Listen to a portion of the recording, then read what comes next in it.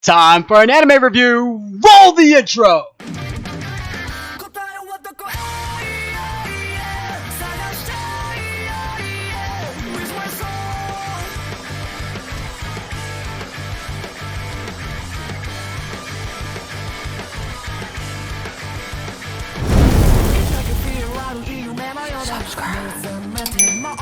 Hey, welcome back, guys. Your boy DP15 coming back with another anime review.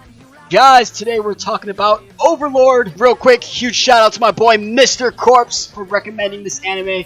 It's been a while since someone's been able to recommend an anime that, for one, I haven't seen, and for two, was actually pretty decent. So let's talk about the anime a little bit more and figure out what its score is going to be. In the year 2126, a dive massively multiplayer online role-playing game, or a DMMORPG, was released, standing out among all other DMMORPGs due to its unusually high ability for the player to interact with the game.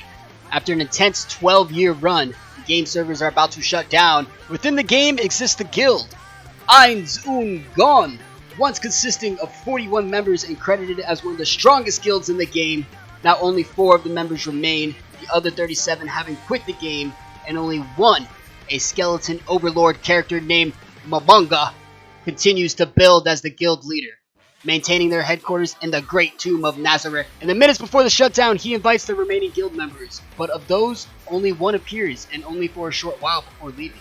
While saddened by this, he accepts the reality that his friends have their own lives to take care of and decides to stay logged in until the server shuts down. When the shutdown time arrives, Manga finds that his game hasn't vanished. Instead, it appears as if the whole Tomb of Nazareth has been transported to another reality along with its various NPCs. Manga has been trapped in the form of his game avatar, leaving him unable to use the normal player functions such as general message or even log out. With no other option, Manga sets out to learn if anyone from the real world is also in this new world with him. Taking on the name of unconfirmed, a message to other players, Manga believes exploring the world in an attempt to figure out what has happened while searching for anyone or anything that can help him solve this mystery, while ensuring the safety of Nazareth at the same time. Unconfirmed seems to have his behavior affected by the in-game mechanics because he demonstrates no moral qualms with killing and other actions that are taboo in the real world. This is a story about the psychology of a creature beyond ethical concerns with near limitless power. Okay, so let's talk about the character Overlord first. All right, honestly, I have a lot of thoughts rushing through my brain when it comes to this anime, and I have a lot of different opinions. And I'm not sure how much to touch on, especially without spoiling the whole anime for viewers that haven't seen it.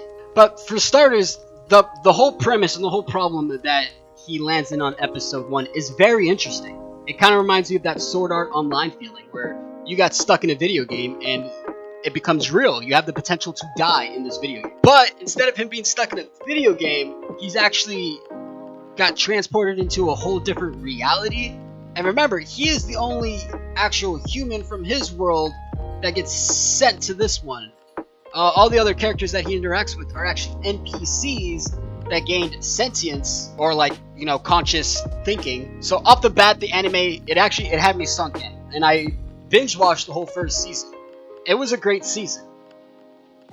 It took me quite some time to finish the rest of the show, though. So the show only ran for 39 episodes with 3 seasons. The last episode actually aired back at the end of 2018, and so far there's no official announcement on season 4, but there's also no announcement that the show has been canceled. It's kind of weird. We're kind of in a weird 50-50 here. The studio may or may not pick it up. There's rumors that it might come out by the end of this year of season 4, but they're just rumors. I cannot find any validation that a season 4 will come out. Now with that said, let's kind of backtrack myself here. Season 2 was alright. It starts off a little slower than season 1, and it does a lot of extra side stories, and it's trying to bring in more characters that are actually from this world that he was sent to. But it seems like the whole story kind of goes off on a tangent. Unconfirmed, his objective was to figure out for starters, what the hell happened to him, and the second was to see if anyone from the real world or if any of his friends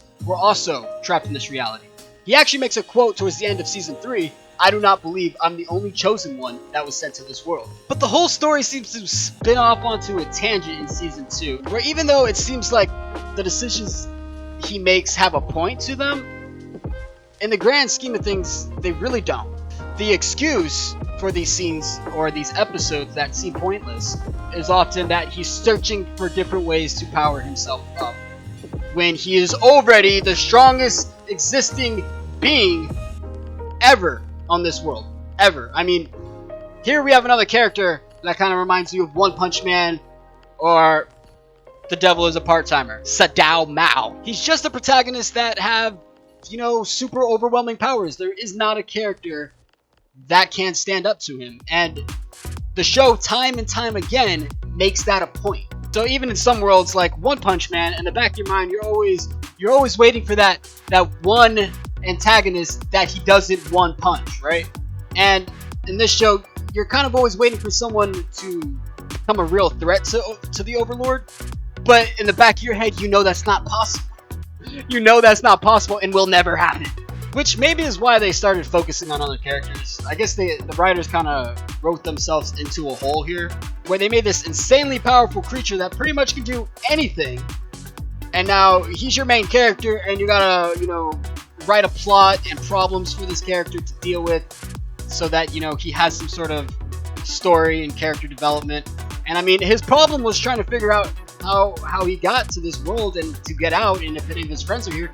And those problems just, they seem like they start to go away. It seems like the Overlord becomes part of this world, like he doesn't realize where he's from anymore. And the show does make it a point to say that his mental awareness is being affected and that his morality no longer exists. That now that he's turned into this undead skeleton, that he literally feels like he's undead. Which, I mean, might explain for some of the reasons why, you know, he wasn't more concerned with his situation.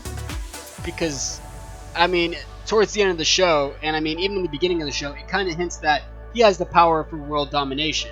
And his focus seems to shift from why am I in this world to let's just take over it. But even then, the show still gives you like this inner monologue of this character. We see what he's thinking. So I don't know. I feel like there was a lack of character development. I feel like in Season 2, it did a good job of introducing new characters and kind of giving the NPCs, they start to gain emotion and, you know, more understanding. They're not just blindly following this man. They start to have their own opinions and thoughts. But for the Overlord character himself, I feel like it was just stagnant. And he's the coolest character, and we lose all aspect of wanting to know his whole psyche about the insane shit that's happening. But yeah, other than that rant about this character, who is still awesome, don't get me wrong, and the show is still awesome, but it could have been better. And I feel like all these problems are kind of one of the reasons why Season 4 wasn't just greenlit like that. Towards the end of the show, the fights became really underwhelming as well. Season 3 was also slow, but it kind of refocused back on the main characters a little bit more. And then kind of just fizzles out towards the end and doesn't make any sense.